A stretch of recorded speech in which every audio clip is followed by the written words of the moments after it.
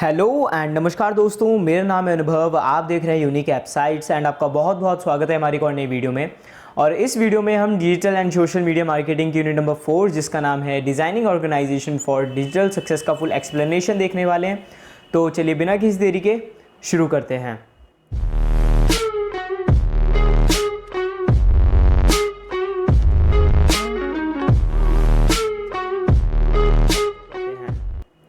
तो दोस्तों, जो यूनिट नंबर 4 है digital and social media marketing की, उसको स्टार्ट करने से पहले सबसे पहले हम नज़र डालेंगे सिलेबस के ऊपर कि क्या सिलेबस होने वाला है, क्या सिलेबस AKTU ने असाइन किया है इस यूनिट को। तो जो सिलेबस है वो है आपकी स्क्रीन के ऊपर।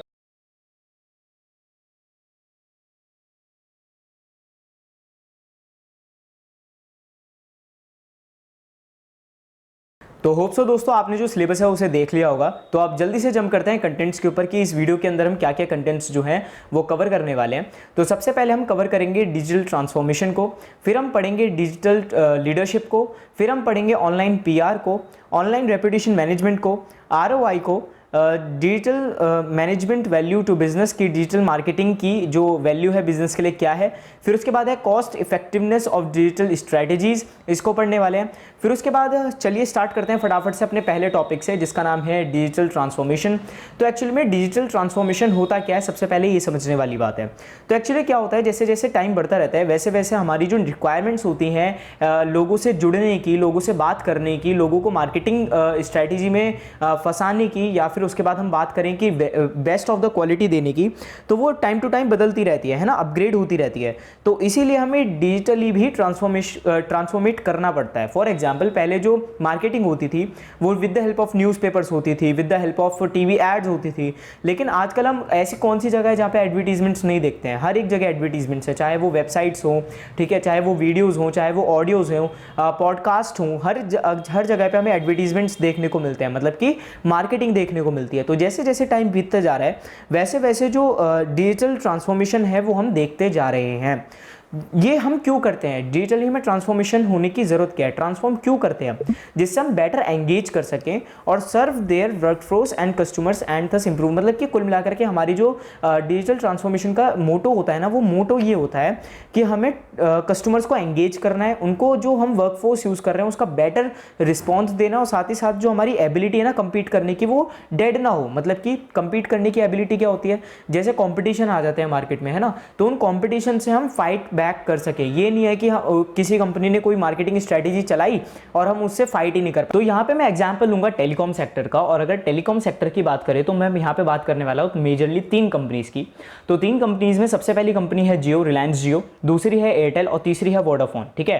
तो एक्चुअली में क्या हुआ कि जब जियो यहाँ पे मार्केट में रिलीज हुआ, इंडियन मार्केट में रिलीज हुआ, तो जियो ने बहुत जल्दी जो है फ्री सर्विसेज देने की वजह से जो है एक स्ट्रैटेजी अपनाई और ज़्यादा से ज़्यादा सब्सक्राइबर्स जो थे अपनी तरफ ले लिए थे, ठीक है। लेकिन उसके बाद क्या हुआ था, जो इम्पैक्ट था वो एयरटेल पे भी पड़ा था, साथ ही साथ वोडाफोन पे पड़ा था और आइडिया पे भी पड़ा था, ठीक है।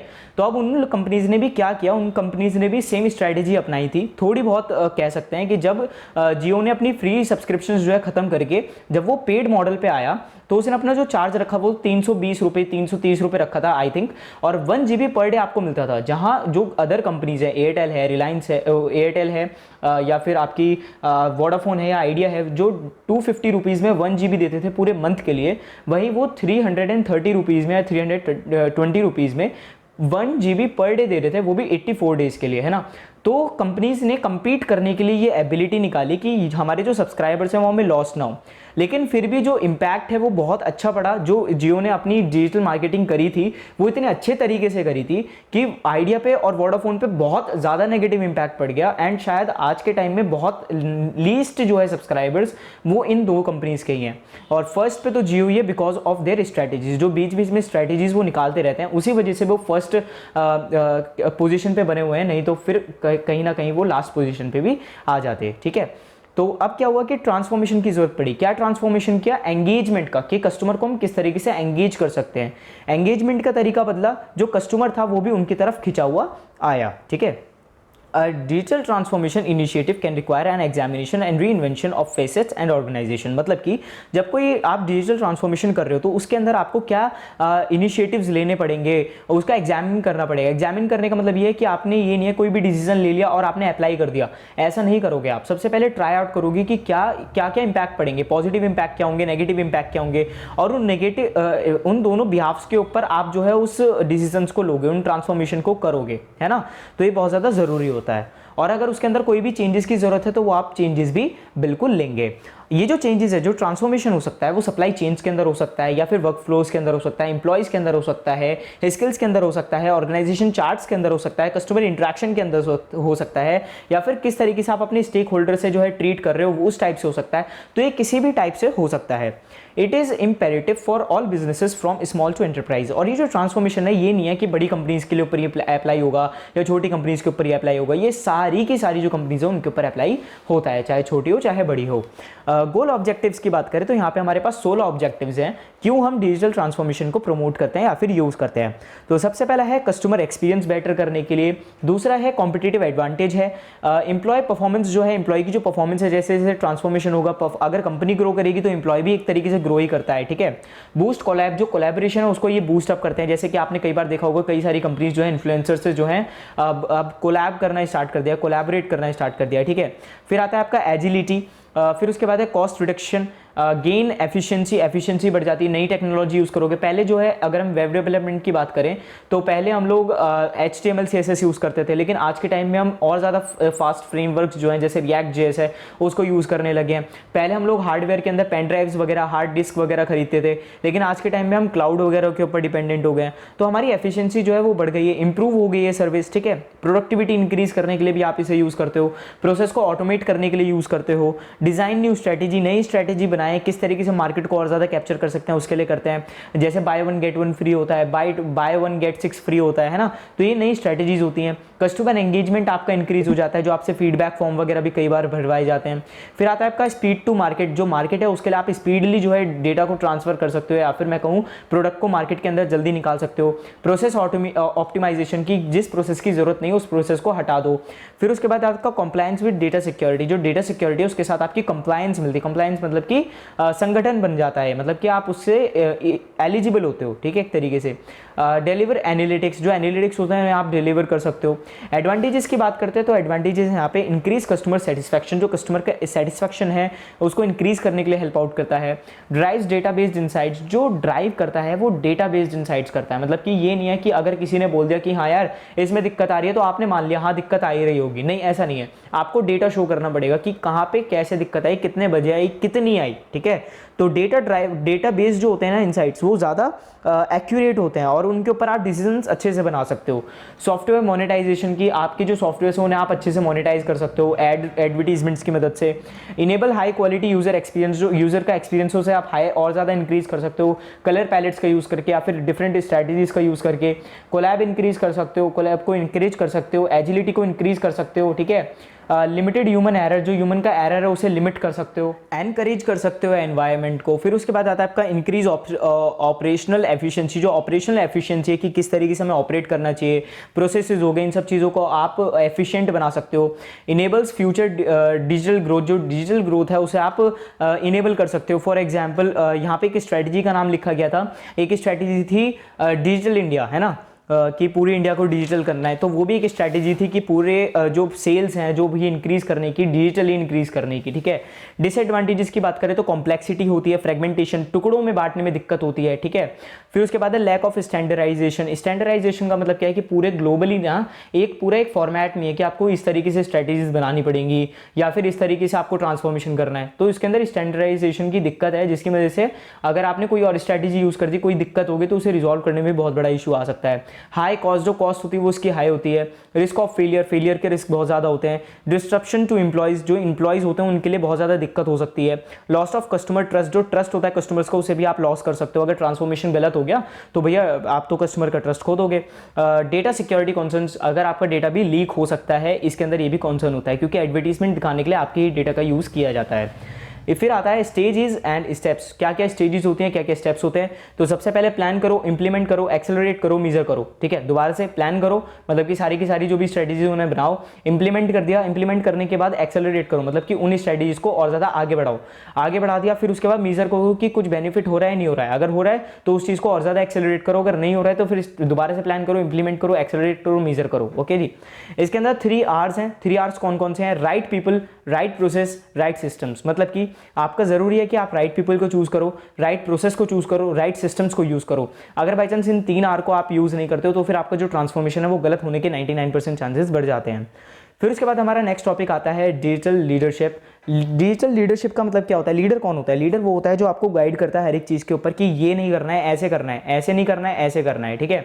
कौन कौन सी टेक्नोलॉजीज हम यूज़ करने वाले हैं, कैसे कैसे यूज़ करने वाले हैं, क्या कॉस्टिंग होगी, मतलब जो भी डिसीजंस होते हैं वो सारे के सारे एक लीडर के होते हैं और पूरी टीम उन इंस्ट्रक्शंस को, उन ऑर्डर्स को जो है वो फॉलो करती है, राइट। तो डिजिटल लीडरशिप के अंदर भी वही होता है कि इस जो भी डिजिटल लीडर होता है उसे सारी चीज़ें पता होती हैं कि कैसे कैसे हम एक आउटकम पे पहुंच सकते हैं, कैसे हम अचीव कर सकते हैं अपने गोल को, ठीक है। ये एक आर्ट होती है डिजिटल टेक्नोलॉजीज के अंदर जिसके अंदर अचीव करना होता है डिजायर्ड गोल्स को बिजनेस आउटकम्स की हेल्प से, ठीक है। चलिए, it encompasses a variety of skills. जो डिजिटल लीडर होता है ना उसके अंदर कई सारी स्किल्स होती हैं, एबिलिटीज़ होती हैं, ठीक है। और वो खाली और खाली डिजिटल ट्रांसफॉर्मेशन के लिए वो नहीं होती है, लिमिटेड नहीं होती है, स्ट्रैटेजी के लिए भी होती है, इनोवेशन के लिए भी होती है, चेंज ऑफ मैनेजमेंट के लिए भी होती है। जो टीम लीडर होता है, आपने देखा होगा कि जो कई सारी कंपनीज होती हैं उनके अंदर टीम लीडर्स होते हैं, टीम लीड्स होते हैं ना। तो टीम लीड्स का काम क्या होता है? उनके अंडर एक टीम होती है और एक प्रोजेक्ट आता है, प्रोजेक्ट आने के बाद कि कौन सा पर्सन उस प्रोजेक्ट के लिए करेक्ट होगा, कौन सा इनकरेक्ट होगा, किस बंदे को कौन सी जिम्मेदारी दी जानी चाहिए, कौन सी नहीं दी जानी चाहिए, ये सारी चीज़ें जो डिसाइड करता है वो आपका टीम लीड ही करता है या फिर एक लीडर ही करता है, ठीक है। क्योंकि उसे ट्रांसफॉर्मेशन तक ही लिमिटेड नहीं है, वो उसे स्ट्रैटेजीज भी बनानी है, इनोवेशन भी करना है, मैनेजमेंट को भी संभालना है, सारी चीज़ें उसे करनी है, ठीक है। It is a essential skill for organization to cultivate to remain competitive. और ये एक एसेंशियल स्किल है, अगर ये एसेंशियल स्किल आपके अंदर नहीं होगी तो फिर आप मार्केट के अंदर कॉम्पिटिटिव नहीं रह पाओगे। कॉम्पिटिटिव रहना क्यों ज़रूरी है? कॉम्पिटिटिव अगर आप नहीं रहोगे ना तो फिर आपको कोई भी पछाड़ के आगे बढ़ जाएगा। फॉर एग्जाम्पल, एक रेस जब होती है तो रेस के अंदर जो सारे के सारे कॉम्पिटिटर्स होते हैं वो पूरी कोशिश करते थे कि हम ज़्यादा तेज़ भागे, एक दूसरे को बस हरा दें, ठीक है। तो ये भी एक रेस की तरह ही है जिसके अंदर आपको डिजिटली एक रेस चल रही है कि कौन सबसे पहले सबसे ज़्यादा कंज्यूमर्स को लेकर के आएगा, कौन सबसे ज़्यादा सेल्स करेगा, ये सारी चीज़ें, okay. Digital leader is not only about digital tech but also about leading digital terms and projects. मतलब कि जो डीएल होता है वो खाली और खाली डिजिटल टेक्नोलॉजीज के नहीं जानता बल्कि वो टर्म्स एंड प्रोजेक्ट्स को भी जानता है, टर्म्स एंड कंडीशंस जो होती हैं उनको भी जानता है, साथ ही साथ जो प्रोजेक्ट्स होते हैं किस तरीके से कौन से प्रोजेक्ट के अंदर कौन सी टेक्नोलॉजी यूज़ होनी है, कौन सी नहीं होनी है, ये वाली चीज़ें भी वो जानता है, ठीक है। It demands a wide range of skill sets and abilities than traditional leadership roles. जो बाकी के ट्रेडिशनल लीडरशिप रोल्स होते हैं उनसे ज़्यादा स्किल सेट और ज़्यादा एबिलिटीज़ जो हैं डिजिटल लीडर के अंदर चाहिए होती हैं। अगर बाई चांस ये नहीं होगा तो फिर वो डिजिटल लीडर नहीं बन पाएगा, सिंपल सी बात है। इसी वजह से जो डीएल हैं उनकी हाई सैलरी पैकेजेस होते हैं, उनकी जो कॉस्ट, उनकी जो सैलरीज होती हैं वो हाई होती है क्योंकि उनके अंदर स्किल सेट्स ज़्यादा होते हैं, उनके अंदर एबिलिटीज़ ज़्यादा होती हैं, तो उसी हिसाब से उनको पे भी किया जाता है, ठीक है। फिर उसके बाद आता है आपका डीएल वर्सेस ट्रेडिशनल लीडरशिप। जो डीएल है और अगर हम टीएल है उन दोनों के बीच में, ट्रेडिशनल लीडरशिप है उन दोनों के बीच में अगर हम एक डिफरेंस देखें तो सबसे पहले डिजिटल इम्प्लीकेशंस मतलब कि डीएल को आता है कि किस तरीके से डिजिटली हम इंप्लीमेंट कर सकते हैं चीज़ों को, बल्कि टीएल को नहीं आता है। फिर उसके बाद है इनोवेशन। जो डीएल है उसे इनोवेशन के सारे एबिलिटीज़ पता है, सारे स्किल्स आते हैं, हो सकता है ट्रेडिशनल को भी आते हो लेकिन उतने लेवल तक ना आते हो, ठीक है। चेंज, ये डीएल जो होते हैं वो अडेप्ट करने के लिए नंबर 1 होते हैं, अडेप्ट कर लेते हैं इजीली, इसी वजह से इन्हें डिजिटल ट्रांसफॉर्मेशन के अंदर भी इंक्लूड किया जाता है। लेकिन ये जो होते हैं ट्रेडिशनल जो होते हैं ये नहीं कर पाते हैं। एम्पावरमेंट, जो डिजिटल होते हैं उनके अंदर एम्पावरमेंट ज़्यादा होती है, कॉन्फिडेंस लेवल ज़्यादा होता है, एबिलिटीज़ ज़्यादा होती हैं, वहीं ट्रेडिशनल के अंदर एबिलिटीज़ और जो कॉन्फिडेंस है वो लैक कर सकता है, ठीक है। स्टेप्स टू अटेन डीएल, किस तरीके से आप डीएल जो है अटेन कर सकते हो, किस तरीके से बन सकते हो। सबसे पहले आपके अंदर माइंड की अगर हम बात करें तो rethink and re invent your business. Rethink करो, री इन्वेंट करो अपने बिजनेस को कि क्या हमने स्ट्रेटेजी को जो है इंप्लीमेंट कर सकते हैं। आइडेंटिफाई पोटेंशियल डीएल, किस तरीके से अगर आपकी एक कंपनी चल रही है तो उसके अंदर आपका डीएल कौन होने वाला है ये भी आपको आइडेंटिफाई करना आना चाहिए। पोटेंशियल डीएल जो है वो उसका आप टेस्ट लीजिए, एग्जामिन कीजिए और अपनी कंपनी के लिए उसे चुन लीजिए क्योंकि ये ना कॉमन होते हैं लोग, इनके अंदर कोई भी ऐसा नहीं है कि स्पेशल कुछ ये वरदान लेके आए, नहीं, ये आपके आसपास ही होते हैं, लेकिन आपको ही डिटेक्ट करना पड़ेगा कि डीएल कौन है, कौन सा रोल किसको देना चाहिए, किसको कौन सा रोल किसको नहीं देना चाहिए, ठीक है। डेवलप प्रोग्राम्स एंड स्किल्स, आप अपने प्रोग्राम्स जो हैं या फिर स्किल्स हैं उनको क्या करो, डेवलप करो। क्रिएट डिजिटल इकोसिस्टम, जो डिजिटल इकोसिस्टम है उसको क्रिएट करो। अब ये कैसे क्रिएट होगा, आप टेक्नोलॉजी के गीक से मिलो, ठीक है, बात करो, आप नॉलेज को दो, नॉलेज गेन करो, ठीक है, दोगे तो मिलेगा, गुड लिसनर होना चाहिए, ये सारी चीज़ें होनी चाहिए। प्रिंसिपल्स की बात करें तो सबसे पहला प्रिंसिपल है decision based on analytical data. अब एनालिटिकल डेटा क्या होता है, ग्राफ्स हो गया या फिर जो रिकॉर्डेड डेटा होता है कि हाँ यार इस मंथ में मेरी इतनी सेल हुई थी क्योंकि मैंने ये वाली स्ट्रैटेजी अपनाई थी, तो मुझे ये वाली स्ट्रैटेजी दोबारा अपनानी है जिससे मैं ज़्यादा से ज़्यादा सेल्स जो है दोबारा से एक्वायर कर सकूं।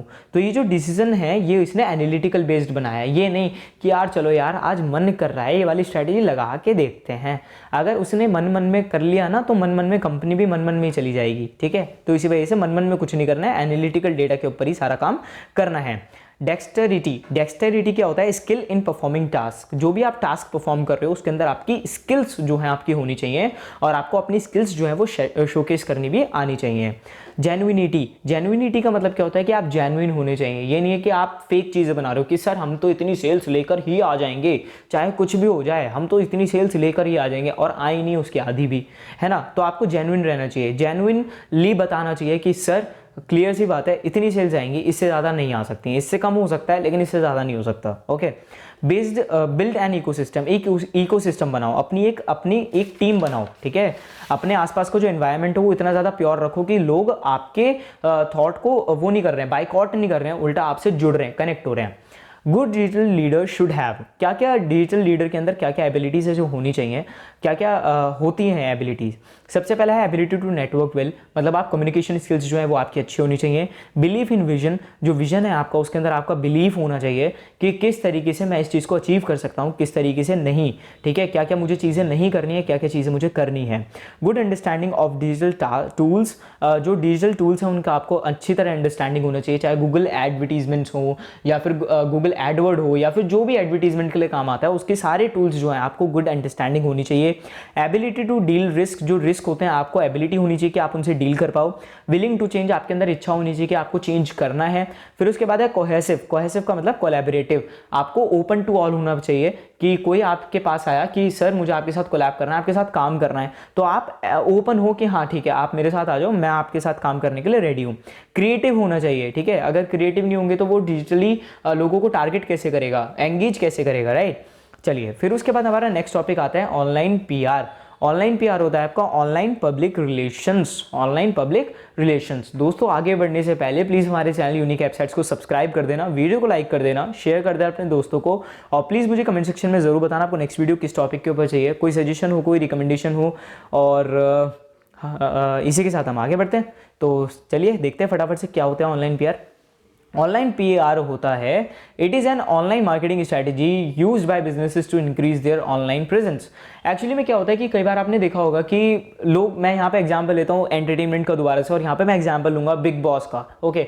तो बिग बॉस कई सारे लोग देखते हैं, कई सारे लोग नहीं देखते। मैं यहाँ पे ही नहीं कह रहा कि आप भी देखो या आप भी नहीं मत देखो, लेकिन यहाँ पे बात यह है कि जब बिग बॉस स्टार्ट होता है तो उसके बाद जो घर वाले होते हैं, जो भी कंटेस्टेंट्स उसके अंदर जाते हैं, उनकी टीम्स बनी होती हैं जो उनकी वीडियोज़ को, क्लिप्स को एडिट करती है एंड वो पब्लिकेट करती है, राइट।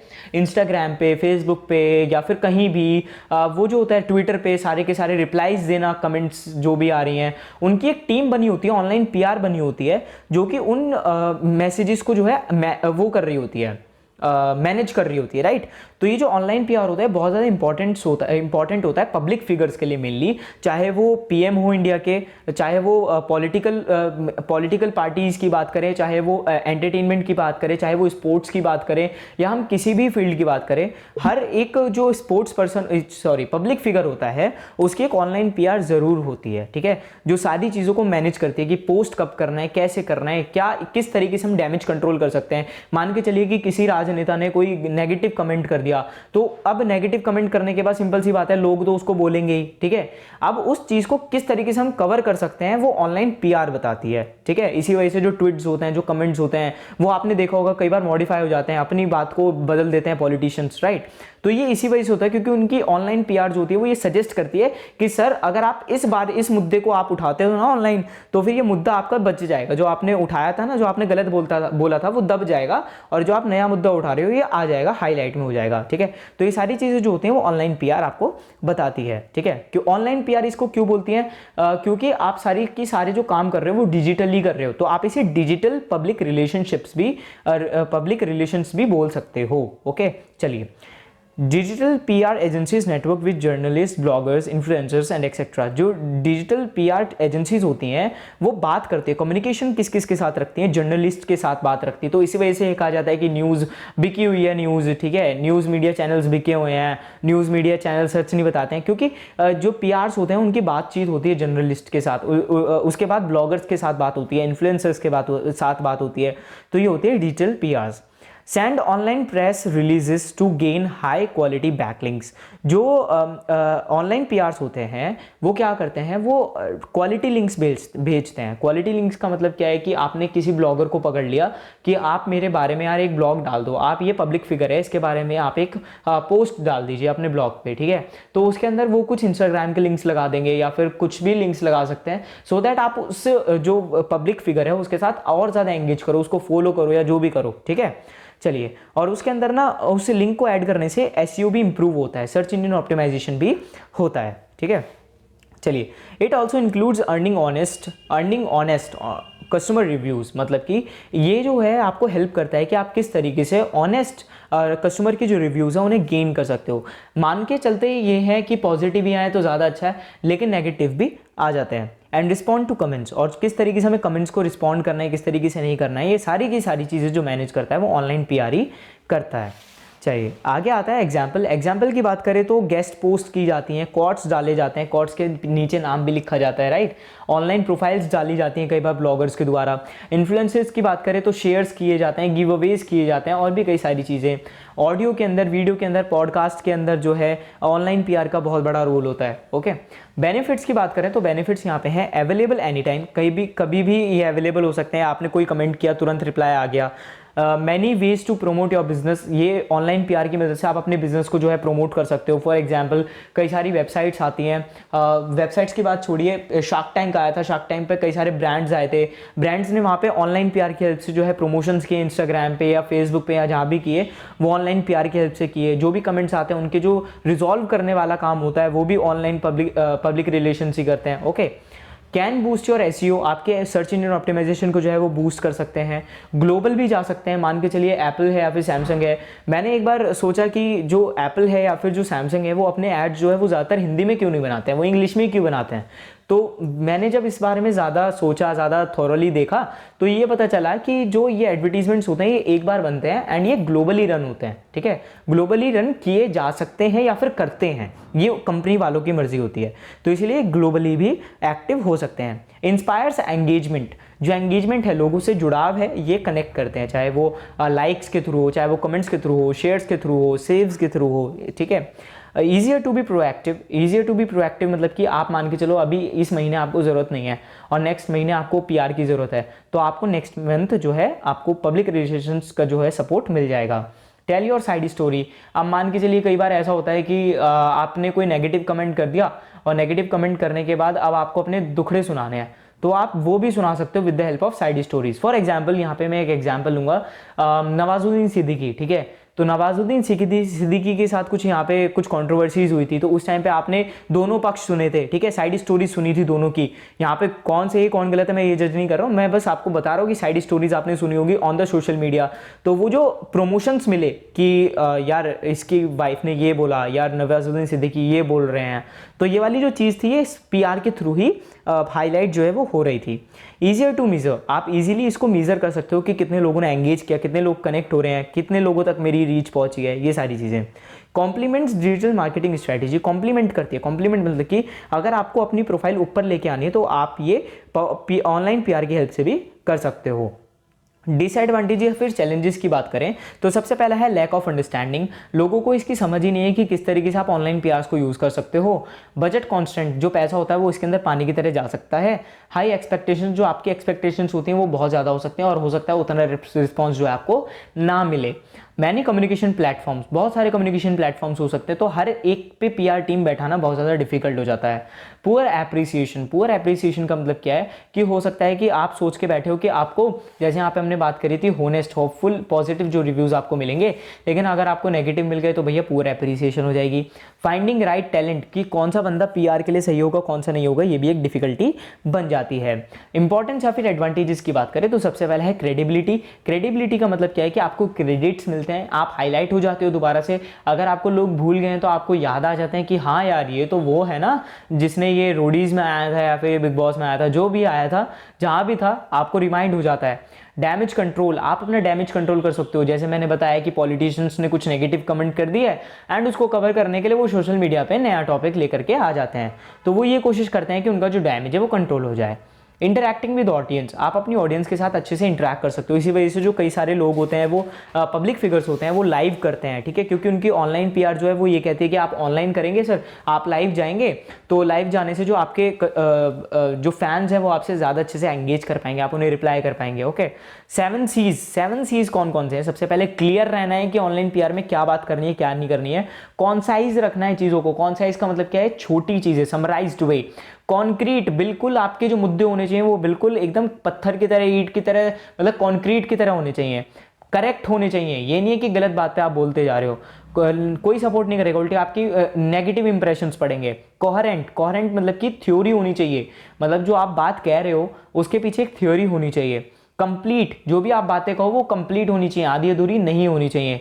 कर्टियस, कर्टियस मतलब कि पोलाइट एंड रेस्पेक्टफुल, आपको जो भी आप ऑनलाइन बोलो उसके अंदर आपको पोलाइट और रेस्पेक्टफुल होना चाहिए। अगर बाई चांस आप अपने फैन से ही उल्टा सीधा बोल रहे हो, जो बंदे आपको सपोर्ट कर रहे हैं, अगर आप उनसे ही नेगेटिवली बोलोगे तो यार भाई आप कहाँ जाओगे, ठीक है। तो इसीलिए ये बहुत ज़्यादा ज़रूरी होता है कि पब्लिक फिगर्स के लिए मेनली कि आप जो है कर्टियस रहो, कर्टियस रहना बहुत ज़्यादा इंपॉर्टेंट है। फिर आता है 4 P's। 4 P's कौन कौन सी होती हैं? Protect, promote, perform, proof. Protect का मतलब क्या है कि आप अपनी इमेज को प्रोटेक्ट करो। प्रोमोट का क्या है कि आप अपने आप को प्रोमोट करो।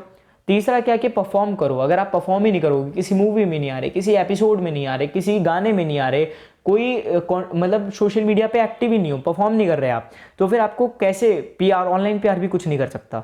और फिर उसके बाद अपने आप को प्रूव करो। ओके, चलिए एलिमेंट्स की बात करते हैं। तो सबसे पहले डिफाइन सिचुएशन, आप अपनी सिचुएशन को डिफाइन करो कि आपको डैमेज कंट्रोल करना है, आपको प्रमोशन चाहिए, आपको हाईलाइट होना है, क्या होना है। सबसे पहले सिचुएशन को डिफाइन करो, ऑब्जेक्टिव्स बनाओ, अपनी ऑडियंस को टारगेट करो कि कौन कौन सी मेरी ऑडियंस होने वाली है। फिर उसके बाद स्ट्रैटेजी बनाओ, टैक्टिक्स बनाओ, मतलब उन स्ट्रैटेजीज में से भी जो ऑप्टिमाइज करके टैक्टिक्स बनाओ। कैलेंडर बनाओ, कैलेंडर की इस दिन मैं ये वाला पोस्ट करने वाला हूँ या करने वाली हूँ। बजट करो, मतलब कि पैसा लगाना पड़ेगा, सिंपल सी बात है, प्रमोशंस तो करने पड़ेंगे। इवैल्यूएशन प्रोग्राम, जो इवैल्यूएट करो कि ये जो चीज़ें मैंने स्ट्रैटेजीज लगाई थी ये सही थी या नहीं थी। अगर सही थी वेल एंड गुड, आगे बढ़ो, अगर नहीं थी तो दोबारा से जो है चीज़ों को ठीक करो एंड आगे बढ़िए। इसी के साथ हम आगे बढ़ते हैं। हमारा नेक्स्ट टॉपिक है हमारा online reputation management. Online reputation management क्या होता है? जैसे ऑनलाइन पीआर्स होते हैं, इसके अंदर तो आपको प्रमोशन करने वाली चीज़, ये वाली चीज़ें होती हैं, लेकिन ऑनलाइन आपको रेपुटेशन अपनी कैसे बचानी है, किस तरीके से आप रेपुटेशन गेन कर सकते हो। आप रेपुटेशन क्या होती है? रेपुटेशन होती है रिस्पेक्ट, ठीक है, कि आपके लिए लोगों के अंदर ये नहीं है कि आपकी एक मूवी आई तो लोग आपके फैन बन गए, आपकी मूवी चली गई तो लोगों का फैनिज्म खत्म हो गया, ठीक है, ऐसा नहीं होता है। रेपुटेशन जो है वो आपकी मार्केट में खुद बनती है। फॉर एग्जांपल अमिताभ बच्चन को लेते हैं, तो अमिताभ बच्चन की जो है मार्केट के अंदर रेपुटेशन बनी हुई है, लोग रेस्पेक्ट करते हैं उन्हें।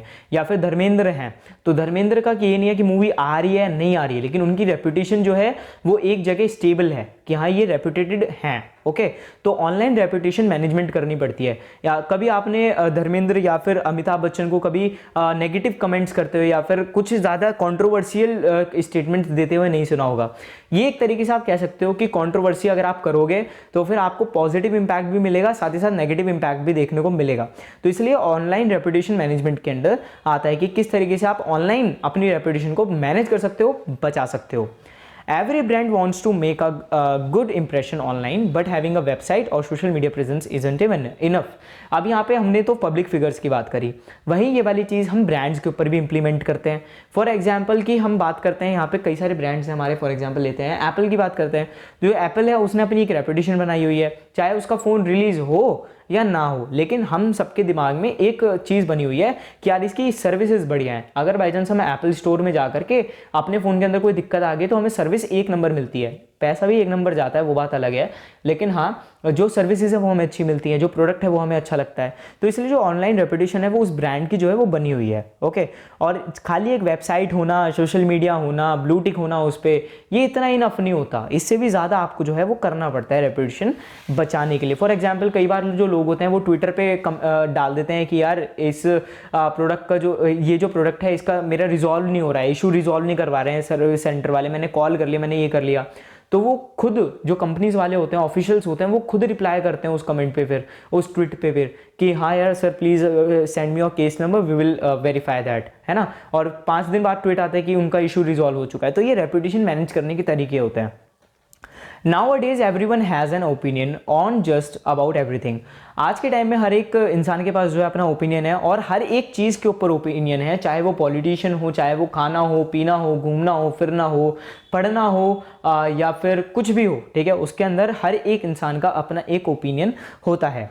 Customers are savvy enough to know when a brand is being genuine and it's hiding an ugly truth.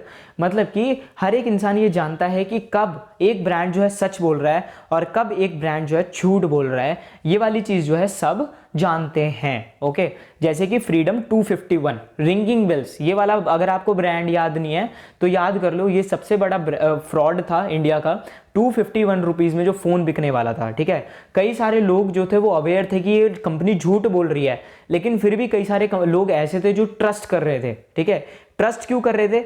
क्योंकि उन्होंने डिजिटल मार्केटिंग स्ट्रैटेजी जो थी वो बहुत अच्छे से अपनाई थी, और जो बाकी के लोग थे उनका ओपिनियन जो था वो क्लियर था, इस वजह से वो लोग ये कह रहे थे कि झूठ है ये, हम बुकिंग नहीं करेंगे, 251 रुपीज़ हम नहीं देंगे। ओके, तो ये ऐसा होता है, लोग अब पहचान लेते हैं, आज के टाइम में भी लोग पहचान लेते हैं। कोई नया फ़ोन रिलीज़ होने के बाद इतने सस्ते में कैसे दे रहा है भाई, कुछ ना कुछ लफड़ेबाजी जरूर होगी, प्री बुकिंग करवा रहा है ये, है ना।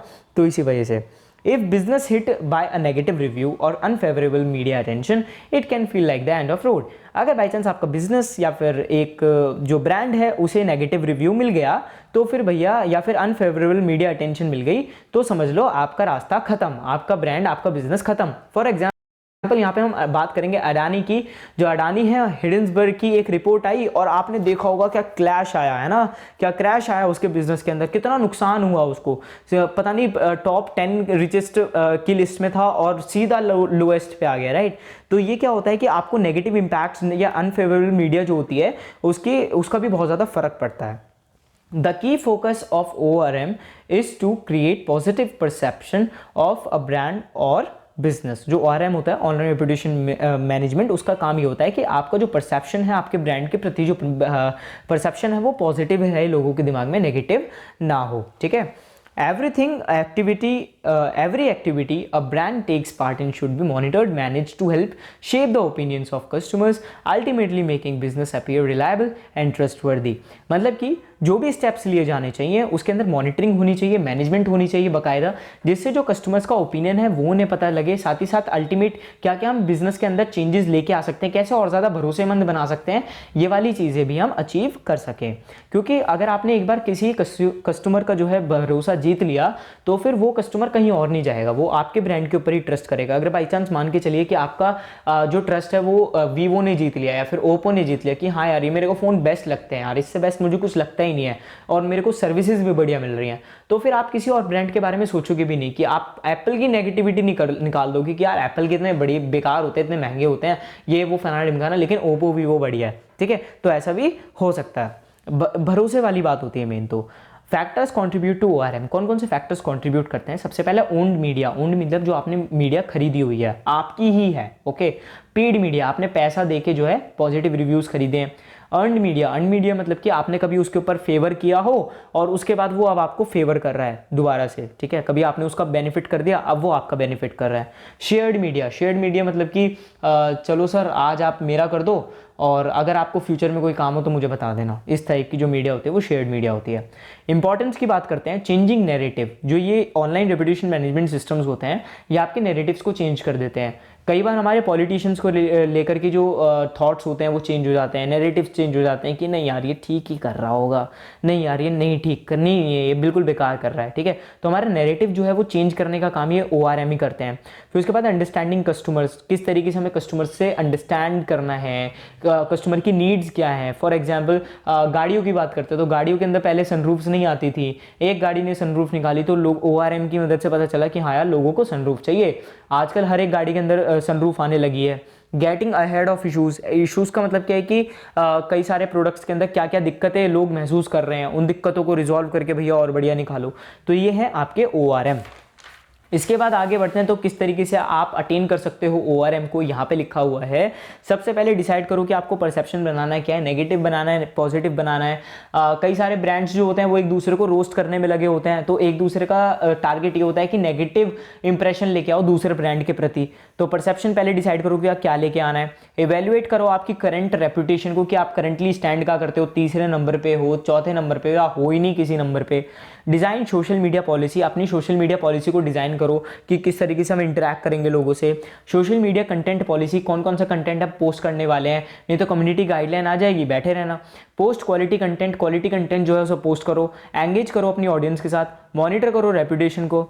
ORM could be managed by, ORM किस तरीके से मैनेज कर सकते हो। सबसे पहले मॉनिटर प्रेजेंट सिचुएशन जो है उसे मॉनिटर कीजिए आप, रिस्पॉन्ड कीजिए लोगों को, आस्क करिए, रिव्यूज़ पूछिए, फीडबैक पूछिए कि कैसा है, क्या क्या इंप्रूवमेंट्स कर सकते हो। एनकरेज करिए ब्रांड अवेयरनेस को, अपने ब्रांड को जितने ज़्यादा से ज़्यादा लोगों तक पहुंचा सकते हो पहुंचाओ। बी ट्रांसपेरेंट मतलब कि प्रोफेशनली आप अपनी जो जितनी भी चीज़ें हैं, क्या क्या स्किल्स आपको आती हैं, क्या क्या आप अपनी लाइफ में करते हो, प्रोफेशनली क्या क्या करते हो, पर्सनल लाइफ डिस्कस करने की ज़रूरत नहीं है, ठीक है। ब्रांड की बात करें तो क्या क्या प्रोसेसेस वो कैरी फॉरवर्ड करते हैं। कई बार आपने देखा भी होगा कि बताते हैं कि कच्ची घानी का तेल है और हमने इसे इस तरीके से बनाया, तो एक तरीके से वो ट्रांसपेरेंसी क्रिएट करने की कोशिश करते हैं। दवाइयों के अंदर बहुत ज़्यादा होता है, जो आयुर्वेदिक दवाइयाँ होती हैं कि हमने इस तरीके से बनाई हैं, ठीक है। रिटर्न ऑफ इन्वेस्टमेंट ROI, ये हमारा नेक्स्ट टॉपिक है। ROI का मतलब होता है कि जो आपने पैसा लगाया है एडवर्टीजमेंट्स करने में या जो भी चीज़ें करने में, आपको उससे वापस कितना मिला, कुछ प्रॉफिट हुआ है कि नहीं हुआ, ये होता है आपका।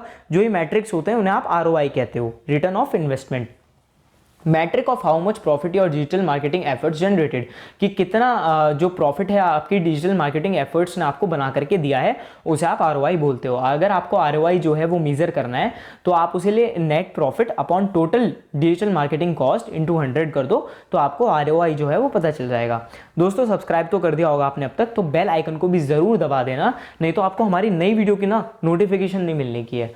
तो नोटिफिकेशन के लिए बेल आइकन को ज़रूर दबा देना, वीडियो पोस्ट होते के साथ ही आपके पास नोटिफिकेशन पहुंच जाएगी। इंपॉर्टेंस की बात करें तो सबसे पहला है आप ट्रैक कर सकते हो कि क्या क्या चीज़ें हम लैक कर रहे हैं, ठीक है। लैक कर रहे हैं, किस चीज़ में लैक कर रहे हैं, लैक कर रहे हैं लोगों को एंगेज करने में, मार्केट करने में, सेल्स इंक्रीज करने में, ठीक है। और क्या क्या इनिशिएटिव्स और ज़्यादा आगे लेने हैं, उन सारी चीज़ों को ट्रैक करने में।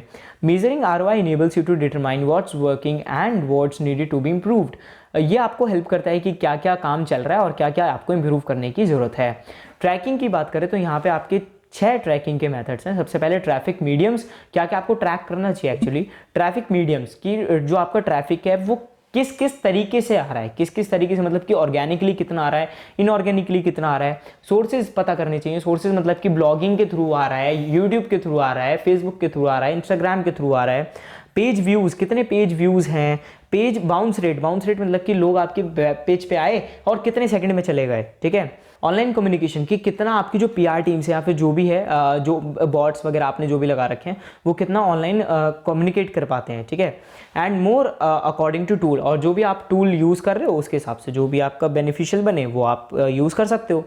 The question of which answer should be known, ऐसे कौन कौन से क्वेश्चंस हैं जिनका आंसर आपको पता होना ही चाहिए अगर आप एक डिजिटल मार्केटिंग स्ट्रैटेजी को इम्प्लीमेंट कर रहे हो। तो सबसे पहले where does your our website traffic comes from, आपका जो वेबसाइट का ट्रैफिक है वो कहाँ से आता है।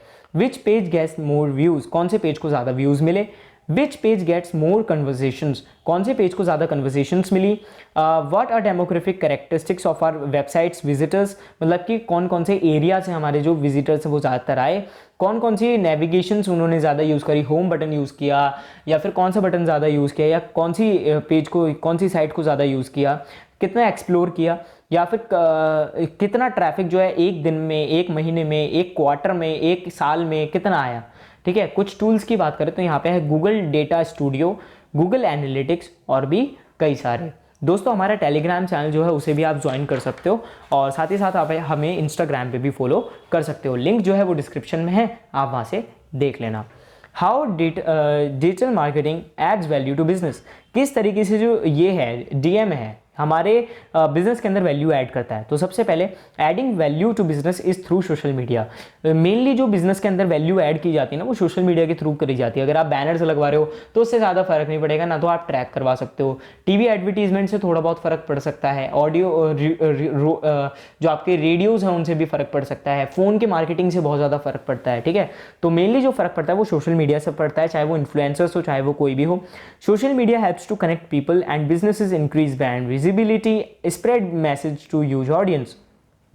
जो ये है आपके कनेक्ट करने के लिए लोगों को हेल्प आउट करता है, ब्रांड की विजिबिलिटी जो है उसे इंक्रीज करता है, स्प्रेड करता है मैसेज को एक ह्यूज ऑडियंस की तरफ। DM allows to target and segment the right audience, track customer responses in real time, adjust strategies quickly to maximize outcomes, optimize campaigns। देखो सिंपल सी बात है, जो डिजिटल मार्केटिंग है ना वो आपको क्या क्या चीज़ें अलाउ करता है, एक तरीके से आप समरी समझ लो, सारी की सारी जो चीज़ें अभी तक हमने पढ़ी थी DM के अंदर उसका एक समरी है ये, कि हमें टारगेट करने के लिए काम करता है, सेगमेंट करने में हेल्प आउट करता है, राइट ऑडियंस तक पहुँचने में हेल्प करता है, किस तरीके से कस्टमर के रिस्पॉन्स आते हैं उन्हें ट्रैक करने में हेल्प आउट करता है रियल टाइम में, रियल टाइम मतलब कि लाइव। ठीक है, एडजस्ट करने में हेल्प आउट करता है कि किस तरीके से हम स्ट्रैटेजीज़ को चेंज करेंगे तो आउटकम जो क्या होने वाला है वो भी हमें पता चल जाता है। ऑप्टिमाइज़ करने में हेल्प करता है कैंपेन्स को, जिससे हमारा बजट बढ़े और हम जो हमारी टारगेटेड लोकेशंस हैं उन पे ही हम टारगेट करें।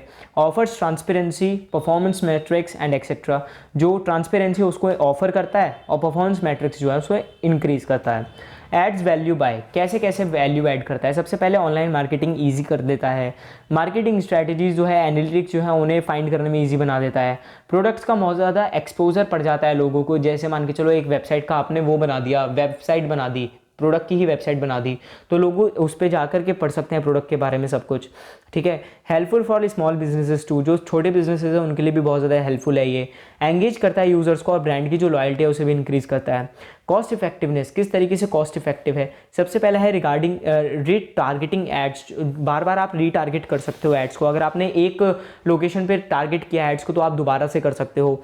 Social selling can connect and convert, जो सोशल सेलिंग है उससे आप कनेक्ट कर सकते हो, कन्वर्ट कर सकते हो। फॉर एग्जाम्पल इंस्टाग्राम पे कई बार सेलिंग की जाती है, फेसबुक पे सेलिंग की जाती है, तो उनसे आप कनेक्ट कर सकते हो और साथ ही साथ कन्वर्ट कर सकते हो। Track success and adjust campaign, आप ट्रैक कर सकते हो कि कितना आपको सक्सेस मिला या फिर किस तरीके से क्या क्या एडजस्ट करना चाहिए कैंपेन के अंदर। यील्ड ऑफ हाई ROI, किस तरीके से आप ROI को इंक्रीज कर सकते हो। ROI की फुल फॉर्म क्या थी, रेवेन्यू ऑफ इन्वेस्टमेंट। ठीक है, तो किस तरीके से हम अपना ROI बढ़ा सकते हैं, रेवेन्यू ऑफ इन्वेस्टमेंट बढ़ा सकते हैं। फिर उसके बाद हमारा PPC to get audience sooner, मतलब कि PPC की फुल फॉर्म क्या थी, पे पर क्लिक। ठीक है, जितना क्लिक करोगे, किसी ने एडवर्टीजमेंट पे क्लिक किया तो तभी पैसा कटेगा, तो इससे ऑडियंस जो है वो सूनर आपके पास जल्दी आती है। क्यों आती है, क्योंकि जो सोशल मीडिया प्लेटफॉर्म से या फिर जो भी प्लेटफॉर्म से जिस पे भी आप एडवर्टाइज कर रहे हो PPC के हिसाब से, वो ये कोशिश करती है कि ज़्यादा से ज़्यादा एड्स पे क्लिक हो, और क्लिक करने के लिए वो उन्हीं ऑडियंस को ज़्यादा से ज़्यादा हेल्प आउट करती है टारगेट करने में। कस्टमर एक्विजिशन कॉस्ट, जो कस्टमर के एक्विजिशन कॉस्ट होती है वो कम हो जाती है। उसके अलावा low cost connect and customer engagement, जो कनेक्ट करने की कॉस्ट होती है वो कम हो जाती है, एंगेजमेंट बढ़ जाता है, ब्रांड की अवेयरनेस जो है वो बढ़ जाती है, सोशल मीडिया इन्फ्लुएंसिंग जो है वो भी बढ़ जाती है। ठीक है, अगर हम ट्रेडिशनल PR और ऑनलाइन PR के बीच में डिफरेंस देखें तो सबसे पहले ऑफलाइन विजिबल होता है, ये ऑनलाइन विजिबल होता है। ये ब्रांड अवेयरनेस को इंक्रीज करने में हेल्प आउट करता है, ये साथ ही साथ SEO भी करने में भी हेल्प आउट करता है। ये लेस क्रिएटिव होता है, ये हाई क्रिएटिव होता है। ट्रेडिशनल जो होता है वो 1 वे एंगेजमेंट होता है, ये 2 वे एंगेजमेंट होता है। डिफिकल्ट टू ट्रैक, ट्रेडिशनल को आप ट्रैक नहीं कर सकते हो लेकिन ऑनलाइन को कर सकते हो। ट्रेडिशनल को आप लीड करने में टाइम लगेगा, लीड जनरेट करने में टाइम लगेगा, न्यूज़पेपर एडवर्टीजमेंट्स बनाओ, फलाना ढिमकाना जो भी करना है, लेकिन इसके अंदर ईजी है ये वाली चीज़ें। ठीक है, और शॉर्ट है। फिर उसके बाद क्या है कि ट्रेडिशनल के अंदर large corporation reputation and crisis management. अगर बाई चांस एक गलती हो गई आपसे ट्रेडिशनल के अंदर तो आप इसे एडिट नहीं कर सकते हो, लेकिन इसके अंदर आप एडिट भी कर सकते हो और टारगेट भी कर सकते हो ऑडियंस को, और बजट भी आपका छोटा रहेगा। एग्जाम्पल है न्यूज़पेपर, टीवी, मैगजीन्स एक्सेट्रा। यहाँ पे एग्जाम्पल क्या है, वेबसाइट्स हो गए, सोशल मीडिया हो गए, ब्लॉग्स हो गए एक्सेट्रा। तो दोस्तों ये था हमारा डिजिटल मार्केटिंग का, digital and social media marketing की यूनिट नंबर 4 का फुल एक्सप्लेनेशन। दोस्तों आगे बढ़ने से पहले मेरे कुछ सजेशन है आपके लिए कि सबसे पहले आप जो है 2 मार्कर्स को जरूर कर लेना, और 2 मार्कर्स करते के साथ ही आप प्रीवियस ईयर क्वेश्चन पेपर्स को भी जरूर कर लेना। इससे आपको बहुत ज़्यादा हेल्प आउट मिलेगी, और होप सो जो है दोस्तों आपको वीडियो जो है वो बहुत ज़्यादा हेल्पफुल लगी होगी। एंड मुझे कमेंट सेक्शन में जरूर बताना आपको नेक्स्ट वीडियो किस टॉपिक के ऊपर चाहिए। अगर चैनल अभी तक सब्सक्राइब नहीं किया तो सब्सक्राइब कर दियो, वीडियो को लाइक कर देना, शेयर करते रहे अपने दोस्तों को, और हम मिलते हैं नेक्स्ट वीडियो में। जय हिंद, जय Bharat. Thanks for watching unique app sites.